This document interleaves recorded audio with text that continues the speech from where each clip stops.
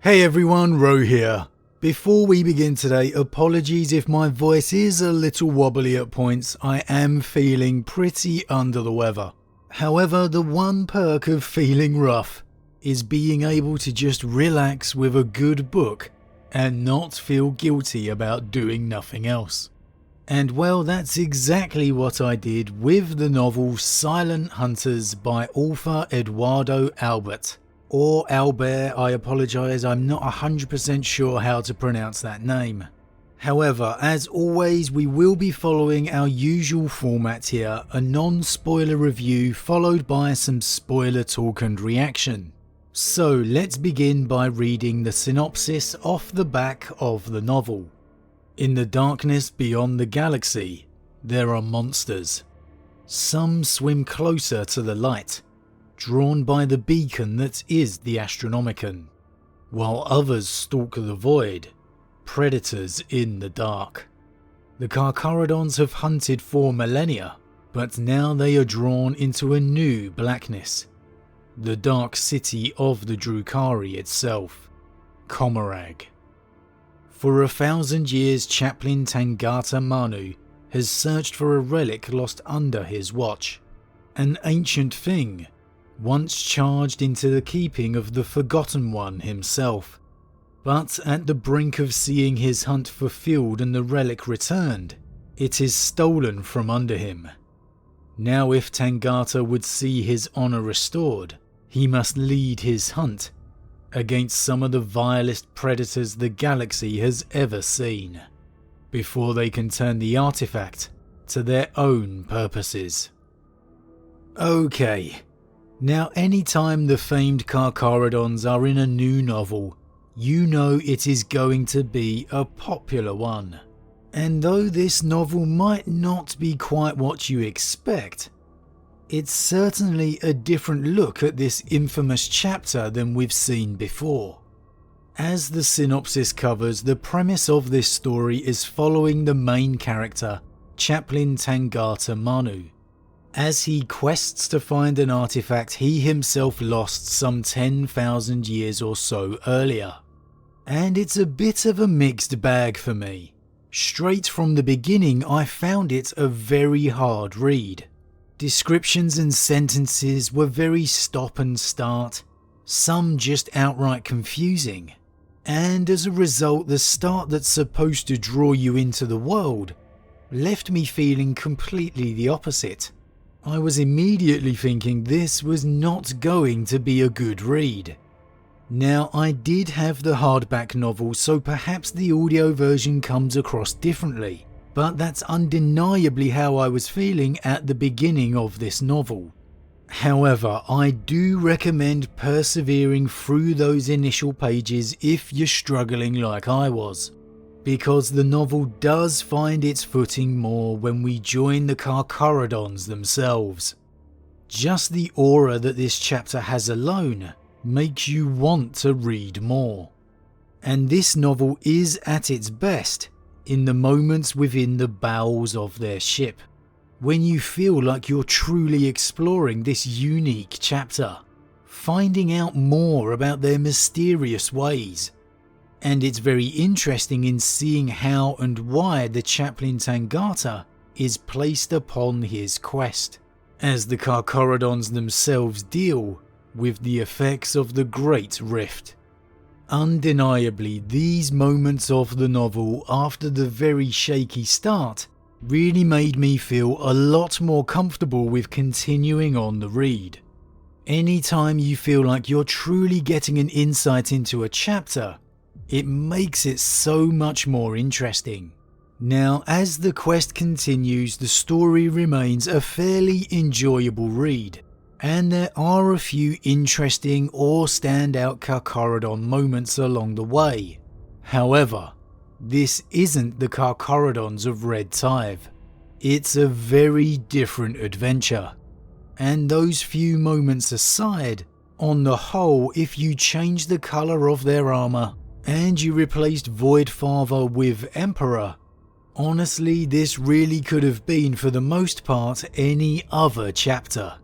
That's not necessarily a bad thing, Like I said, it was an enjoyable read, but I think novels such as Red Tide have given such a strong perception of the chapter, you can't help but expect to see more of the same. The anticipation that is raised when you're within their vessels, unfortunately isn't consistent when you leave it to go on this adventure. And maybe that's what prevented this novel from reaching any real peaks for me. The characters, while enjoyable enough to follow along, weren't quite interesting enough to make me care about them. If you were to ask me the name of the chaplain's companions now, I wouldn't be able to tell you any of them. And if I wasn't reviewing the novel now, I'd probably struggle to remember Tangata's. And ultimately, if you aren't truly invested in the characters, you're never going to feel the roller coaster of emotions you should in a good story. Silent Hunters did try to take me on that journey.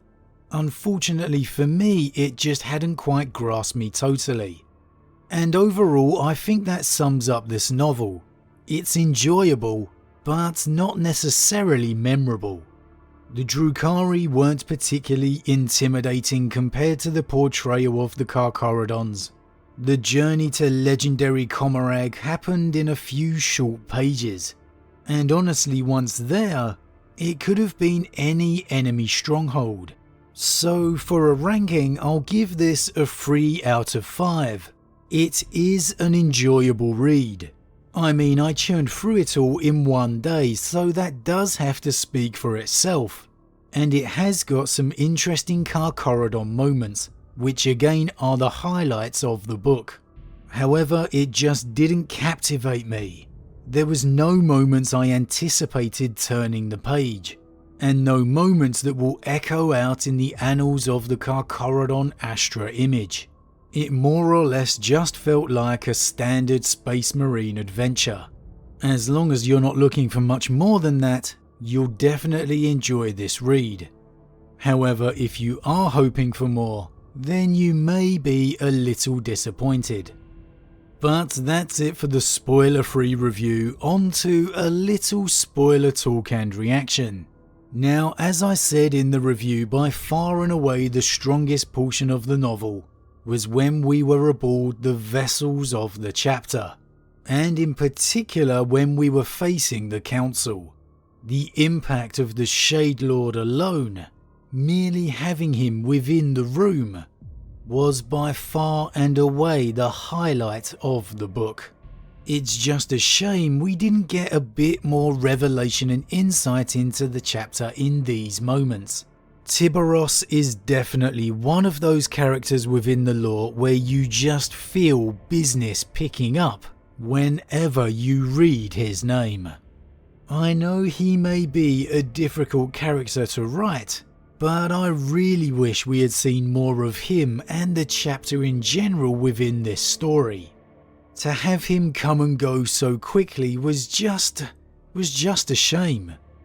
The judgment on Tangata, however, was a nice development, as I was expecting him to get the mandatory pass. So all credit goes to the author for taking this unexpected route, as it did make the story take an interesting turn. The second turn I completely wasn't prepared for was the twins, the chaplain and the librarian being real brothers. And not only that, but that they remembered their past lives. I understand what the author was going for here, a bit of an emotional impact at the end. However, for me, because I wasn't truly invested in the characters along the way, it just didn't reel me in like it should do. I'd be interesting to see if this had the impact for you guys who have read it. If anything, it did feel a bit forced, because like I said, I was surprised, because I certainly hadn't seen a hatred more intense than any other Astartes relationships along the way. And of course, this story was all building to Commorragh. And well, while I didn't find it quite as intimidating as you'd expect of the Dark City, I think that may be because it didn't really explore it, instead remaining focused on the Shark's quest. and I did enjoy that final stand within the arena. The Carcharodons taking on the tide of Xenos. I was really hoping for a savage invasion of the chapter here. The rest of the chapter somehow coming to the salvation of the others. How appropriate would that have been for the mythos of the chapter? A daring raid or invasion of the Dark City itself. Man, that would have been an awesome point in the lore. I admit it was nothing but fanboy hope and extremely unlikely. I just had a sneaking feeling that that was where it was going. I was very curious to see just how they were going to get out of that situation. And when it was looking even bleaker, I was expecting a final stand to the last. But obviously it didn't quite work out that way.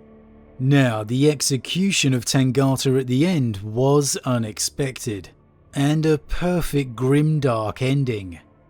However, that pretty much sums it up. Like I said, it is an enjoyable read, but just a little disappointing because you really don't find out more about the Carcharodons than you knew before. And I think any novel with their name on it just comes along with a whole nother level of hype. But as always guys, what do you think? Have you read it and what did you think? As always, leave your thoughts in the comments below, I love to read them. Huge thank you to all my subscribers, your support truly means a lot to me, it really does. And if you're new, please consider subscribing to help the channel grow. Once again, I apologise for my voice in this one, I am feeling pretty rough. But with that said, I am off and I'll see you all again real soon.